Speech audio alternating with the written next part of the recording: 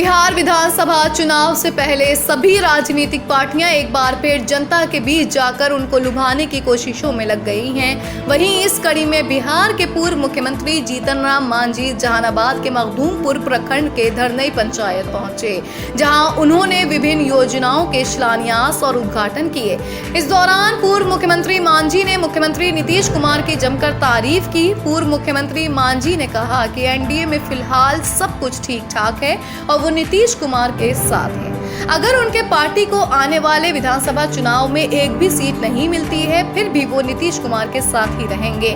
वहीं उन्होंने लोजपा के सांसद चिराग पासवान को लेकर कहा कि वो ज्यादा से ज्यादा सीट के लिए दबाव बनाने का प्रयास कर रहे हैं और उसके लिए पैतरा आजमा रहे हैं, लेकिन एनडीए में चिराग पासवान को लेकर कोई मतभेद नहीं है।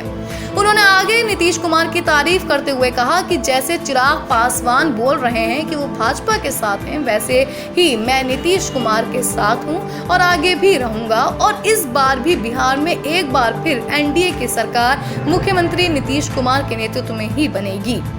तकरार चल रहा था, अब तकरार नहीं है। नड्डा साहब आकर के सारी बात कर दिए हैं। आप सीट शेयरिंग का भी देखे होंगे कि नंबरिंग लोग भेज दिए हैं। इस माने में चिराग साहब अब शांत पड़ गए हैं और ये टैक्टिस है, ज़्यादा से ज़्यादा सीट लेने के लिए वो बात कर रहे थे। इसका कतई मतलब नहीं था कि वो दुष्मनागत की बात कर रहे थे। और हम जिस प्रकार से वो भाजपा के साथ हैं, हम भी नीतीश कुमार के साथ हैं। वैसी परिस्थिति में हम नहीं समझ, आज हमको तो कहा कि एक सीट भी नहीं मिलेगा तो भी हम नीतीश कुमार के साथ रहेंगे।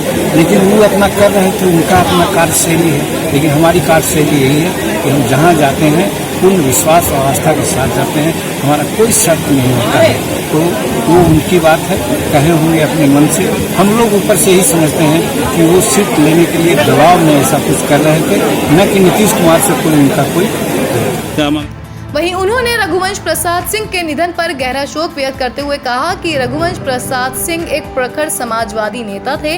उनके निधन से बिहार की नहीं पूरे देश की राजनीति के क्षेत्र में एक क्षति हुई है जो भरा नहीं जा सकता है। उन्होंने कहा कि जिस तरह से राजद में उन्हें अपमानित करने का काम किया जा रहा, उसी वजह से उनका निधन हुआ है और उनके निधन के लिए लालू और उनका परिवार जिम्मेदार है।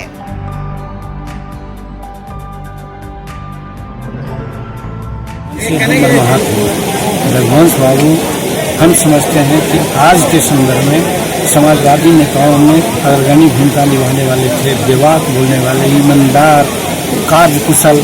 जब ग्रामीण विकास मंत्री के रूप में भी काम किया तो उन्होंने अपनी कार्य क्षमता को दिखलाया और आपने देखा कि अंतिम समय में भी उनके दिल में क्या कसक थी कि मनरेगा में कैसे काम हो जाए और कैसे काम हो जाए। चिट्ठी उन्होंने मुख्यमंत्री जी को लिखी है, ये बात है। लेकिन दुख इस बात की है कि जिस घर में 40 वर्ष उन्होंने गुजारा, उस लोग उनको सागर का एक लोटा पानी बतला दिया।